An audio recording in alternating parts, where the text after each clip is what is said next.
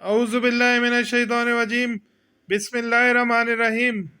خود کو کبھی دنیا والوں سے پر امید نہ کرنا، لاکھوں ناکامیاں آ جائیں، اپنے دل کو رب کی رحمت سے نا امید نہ کرنا۔ در شفا کے معزز سامعین، السلام علیکم۔ آج جو ہمارا ٹاپک ہے وہ ہے بالوں کا گرنا، بالوں کا جھڑنا، بالوں کا دو منہ ہو جانا، بالوں کا کمزور پڑ جانا اور کمزور ہو کے گر جانا۔ اس مرض میں کبھی تھوڑے اور کبھی سارے سر کے بال گر جاتے ہیں۔ کبھی تو یہ مرض پیدائشی ہوا کرتا ہے اور کبھی موروثی۔ کچھ لوگوں کے یعنی فیملی میں یہ مرض ہوتا ہے تو ان کے بچوں میں بھی یہ مرض آرام سے ٹرانسفر ہو جاتا ہے۔ مختلف اقسام کے لوگ تیل استعمال کر کر کے تھک جاتے ہیں، کئی لوگ میڈیسن کھاتے ہیں، اس کے باوجود بھی وہ اس مرض سے شفا نہیں پاتے اور اپنے بالوں کو کھو دیتے ہیں، جس کو بعد میں ان کو ہیئر ٹرانسپلانٹ بھی کروانا پڑ جاتا ہے۔ اس کی کئی وجوہات ہوتی ہیں، جن میں سے میں آپ کو چند وجوہات بتا کر اس کے بعد آپ کو میں اس کا مکمل اور 100% سیف وداؤٹ یعنی کوئی اس کا سائیڈ ایفیکٹ نہیں ہوگا، سائیڈ ایفیکٹ کے بغیر میں آپ کو تیار کرنا سکھاؤں گا۔ تیل کو بنانا بہت ہی آسان ہے اور اس کا رزلٹ بھی آپ کو کچھ ہی دنوں میں مل جاتا ہے۔ آپ کے بال گھنے بھی ہوتے ہیں، لمبے بھی ہوتے ہیں اور آپ کے بال گرنا بھی بند ہو جاتے ہیں۔ اس کی سب سے بڑی وجہ ہے نزلہ زکام۔ کئی لوگوں کو نزلہ زکام کا مسئلہ رہتا ہے، سائنس پرابلم رہتا ہے، جس کی وجہ سے ان کے بال دھیرے دھیرے سارے سر کے بال گر جاتے ہیں۔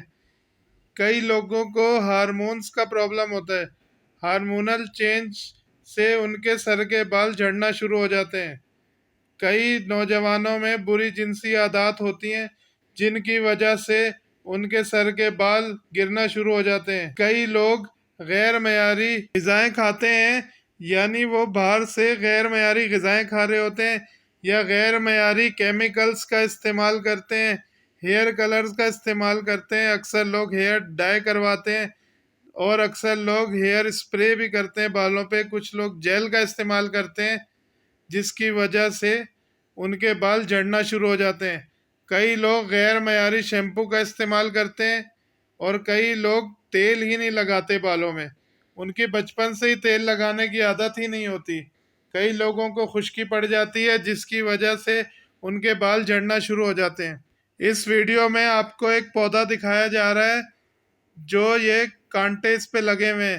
اس پودے کو زکم بولتے ہیں۔ زکم سے مراد اکثر لوگ یہ لیتے ہیں کہ یہ دوزک کا پودا ہے، یہ دوزک کا پودا نہیں ہے، یہ زکم ہے، اس کو زکم بولا جاتا ہے۔ اس کو انگلش میں کیکٹس بھی بولتے ہیں، کیکٹس کی بھی ایک قسم ہے۔ آپ نے اس پودے کو سب سے پہلے بہت احتیاط سے توڑنا ہے۔ یہ اکثر جنگلات میں، پہاڑوں میں اور اکثر قبرستانوں میں لگا ہوتا ہے۔ اس پودے میں تھوڑے تھوڑے فاصلے سے چھوٹے چھوٹے کانٹے لگے ہوتے ہیں۔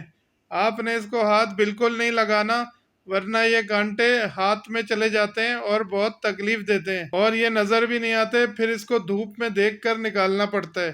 عام روشنی میں یہ اتنے آسانی سے نظر بھی نہیں آتے۔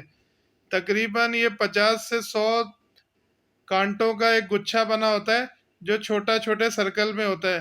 آپ نے سب سے پہلے ایک پلاس کی مدد سے اس پودے کو پکڑنا ہے، یعنی اس کا ایک پتا آپ نے پلاس سے پکڑنا ہے اور اس کے بعد آپ نے اس کو چھری سے کاٹنا ہے۔ آپ نے اس کو ہاتھ نہیں لگانا۔ یہ دو قسم کا پودا ہوتا ہے، ایک میں سینٹر میں بڑے بڑے کانٹے لگے ہوتے ہیں اور اس کے ارد گرد چھوٹے کانٹے ہوتے ہیں اور دوسرے میں ہوتے ہی چھوٹے چھوٹے کانٹے ہیں۔ مگر آپ کو جو بھی قسم ملی دونوں بہت ہی بالوں کے لیے مفید ہیں۔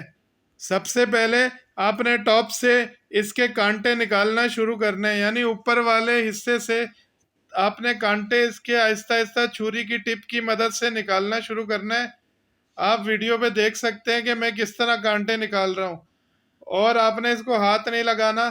جب دونوں اطراف سے اوپر سے کانٹے اچھی طرح آپ کو تسلی ہو جائے کہ نکل چکے ہیں تو اس کے بعد آپ اوپر ٹاپ سے اس کو ہاتھ سے پکڑ سکتے ہیں اور آہستہ آہستہ سارے کانٹے آپ اس کو نکال دیں گے۔ آپ اچھی طرح تسلی کر لیں کہ کانٹے اندر نہیں گئے، احتیاط سے آپ نے سارے کانٹے نکال لیے ہیں۔ پھر آپ اس کو چھوٹے چھوٹے ٹکڑوں میں کاٹ لیں گے۔ چھوٹے چھوٹے ٹکڑے کاٹ کے آپ اس کو کارن آئل میں ڈپ کریں گے، یعنی ایک پتا ہے تو تقریباً آپ کا 500 ml کارن آئل آپ کو چاہیے ہوگا۔ ایک پتے میں آپ نے 500 ml کارن آئل ڈال دینا ہے، اور چھوٹے چھوٹے ٹکڑوں کو کڑھائی میں ڈال کے آپ اس کو ہلکی آنچ پہ یا تھوڑی سی آنچ بڑھا سکتے ہیں فرائی کریں گے۔ فرائی کر کے جیسے آپ پیاز کو لال کرتے ہیں اسی طرح یہ لال ہو جائیں گے۔ جب یہ سارے ٹکڑے چھوٹے چھوٹے لال ہو جائیں تو اس کے بعد آپ ٹکڑوں کو نکال دیں گے، تیل کو چھان کر کسی بھی بوتل میں ڈال لیں گے۔ آپ کا تیل تیار ہے، اور رات کو آپ ہلکے ہاتھ سے سر پہ لگائیں۔ انشاءاللہ تعالی 4 سے 5 دنوں میں آپ کی جو ہیئر فالنگ ہے وہ 70 سے 80% کم ہو جائے گی، اور آہستہ آہستہ آپ کی ہیئر فالنگ ختم ہو جائے گی۔